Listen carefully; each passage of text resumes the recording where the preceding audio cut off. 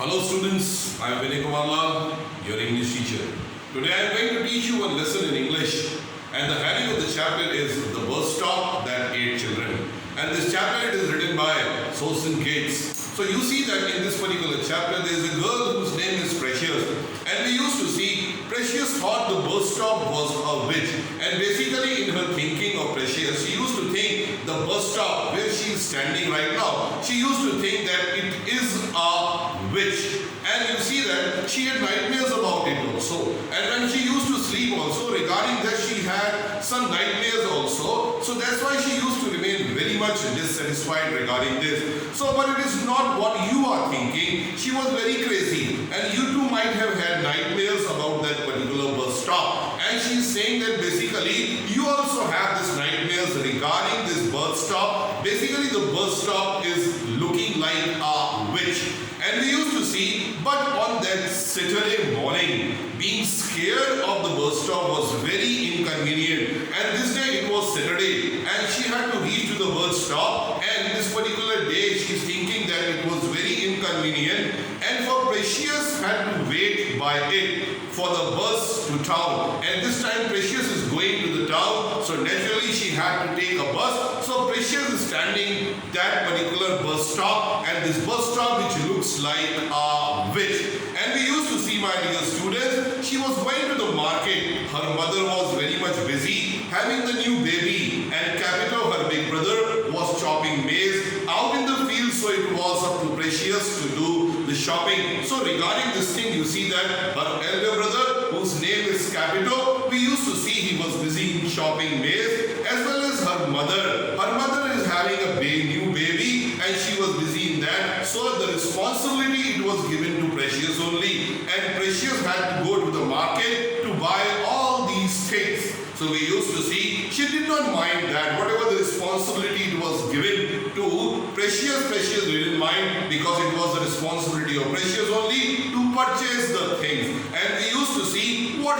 she has to bring in: rice, cassava, beans, said Precious to herself. And Precious is speaking to herself that these are the main things which I have to purchase when I will go to the market. So these were the things we used to see that she has to purchase it. And Precious tried to keep a safe distance from the bus stop. And when Precious reached to that particular bus stop, she is standing a little bit far from that bus stop, because she was thinking that this bus stop is a witch. And we used to see, she looked up and down the road, and the road it was fully empty, and there was no one except for a goat, and this entire road it was fully deserted. And we used to see it was looking very nasty also, and it was looking very unpleasant also. And you see that Precious do not like to stand over there, because in her mind one thing it was there, that this bus stop where I am standing, this bus stop, it is a witch.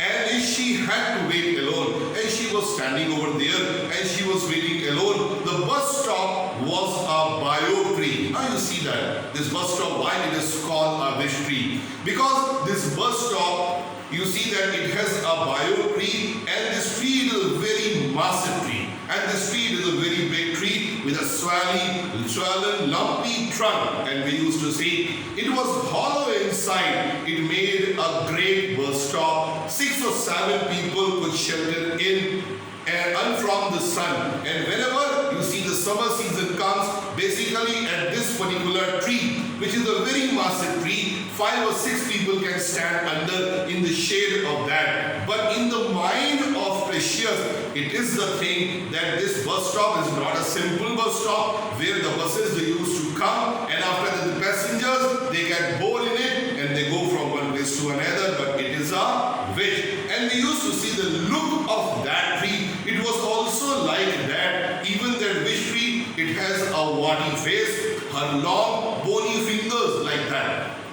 As we are watching in this particular picture in the book, and you see that it was true that if you stare very hard at the trunk, you could face there, and it was scowling face with a big hooked nose. And the look of that tree, it was also like that. And the above part of that, we used to see that the tentacles were there, and those tentacles were looking like that the big size fingers are there. And these big size fingers, they look very odd. It looked like claws. The bio was 1,000-year-old and it was a kind of tree you could believe all sorts of things. So this tree, you see that it was very much old also. But Precious was 10 years old now and she had responsibility. Whatever the responsibility, it was given it to her. And we used to see she tried not to believe the story that Capito told her. And basically the story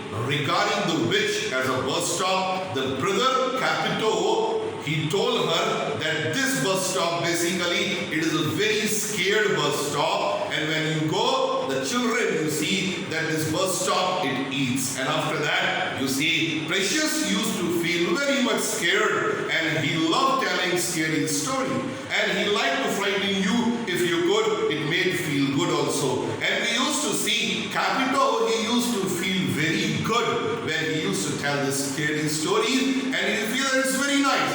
And after that, Capito had told her, for instance, there were spirits living in the hut of their hut and they slid out at night, and at night what happened? This particular tree, it guzzled the blood of sleeping children and grow fat, and it used to drink the blood also of the sleeping children. And he had told that the Walking Dead prowled down their hut at night. So different type of stories we used to see Capito told to small children as well as to his sister also regarding this. And we used to see he had told her about the walking of this also, and Precious did not believe any of the stuff anymore. And most of the time we used to see that Precious never believe on this, but basically we used to see that whenever any person listens to anything, at least some reaction it always comes of any action. So we used to see what wrong with you, Precious. She scolded herself. So sometime when this type of ideas will come in the brain of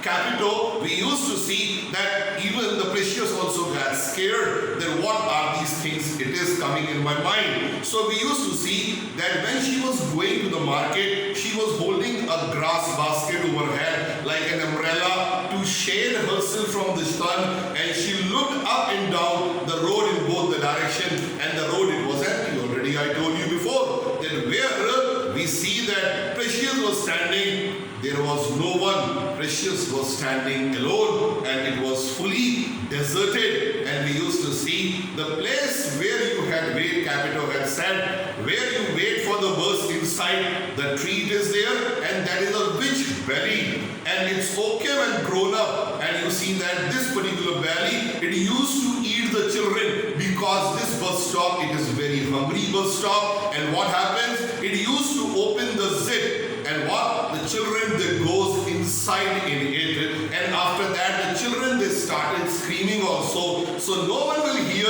And after some time, the witch tree opens up again. But where is the children? You see, the child is nowhere to be seen. The bus stop is empty. And after that, we used to see the bus stop, it looks empty. No one is there. Where the child is gone. And this type of story, we used to see Capito used to tell to the children as well as to Precious also. So students, this was volume 1. Rest part of the chapter we will see in volume 2. Thank you.